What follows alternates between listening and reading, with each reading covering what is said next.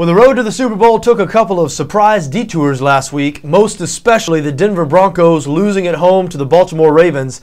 Denver, of course, was the number one seed in the AFC, the betting favorite to win the Super Bowl. They had won 11 straight games. All 11 of those wins had come by 7 points or more. They were nearly a double-digit favorite over the Ravens, but Baltimore won 38-35 in double overtime. Was a great game, so the New England Patriots are now the prohibitive favorite to win the Super Bowl. Currently on BETDAQ, New England to win the Super Bowl is at 2.2, which for those of you who are unfamiliar with European odds like me, that's just about even money, 6-5 to be exact.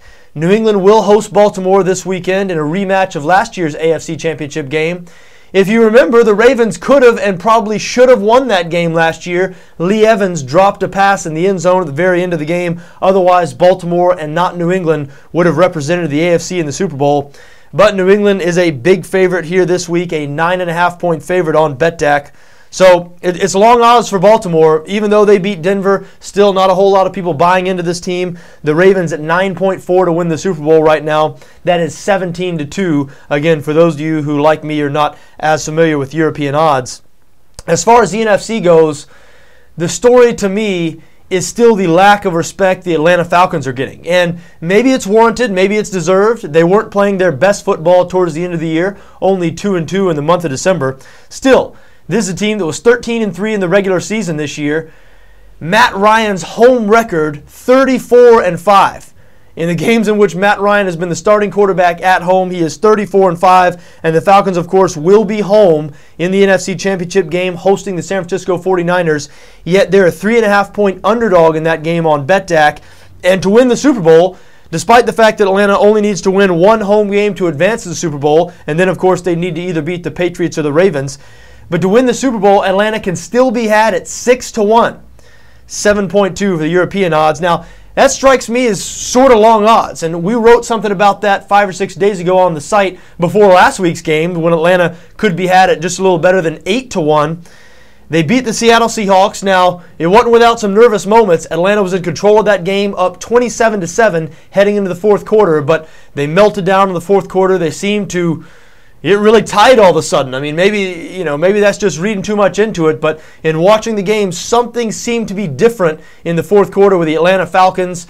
Matt Ryan, Mike Smith certainly did not look very comfortable, and that's understandable, of course, because it was the monkey on their back was the lack of a postseason win. The Falcons were 0-3 in the playoffs in the Mike Smith, Matt Ryan era, but now that that monkey is off their back, will they go play a good game this week against the 49ers? San Francisco last week beat the Green Bay Packers 45-31.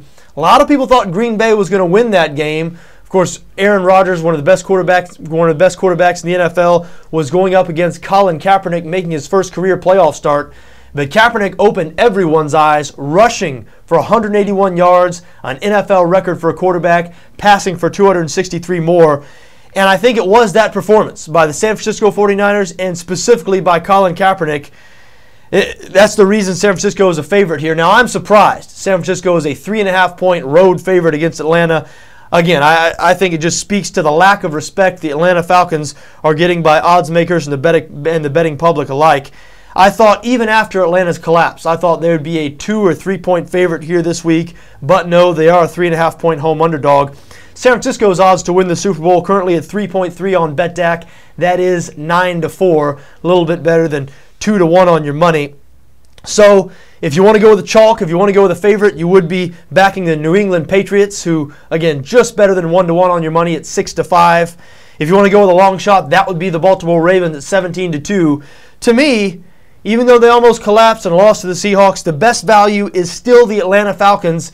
Atlanta can be had at 6-1 to win the Super Bowl. A 3.5-point underdog this weekend in the NFC Championship game against the San Francisco 49ers. So only 4 teams remain. AFC Championship game, NFC Championship game this Sunday. I'm excited about it, yet a little bummed at the same time that there's only 3 games remaining in this NFL season. But it's not too late. It's not too late to strike while the iron is hot and make a little bit of money here, especially if you think the New England Patriots are vulnerable. If you think they might lose this weekend or, of course, in the Super Bowl, then any of these 3 other teams would be a good value because New England, as we mentioned, the prohibitive favorite to win the Super Bowl right now that Denver has been eliminated. Well, we move on in our road to the Super Bowl here on BETDAQ NFL. We'll be putting stuff up throughout the week on both the AFC and the NFC Championship game. So we do hope you continue to check back the site as the week progresses. Until then, for BETDAQ NFL, I'm John Arnett.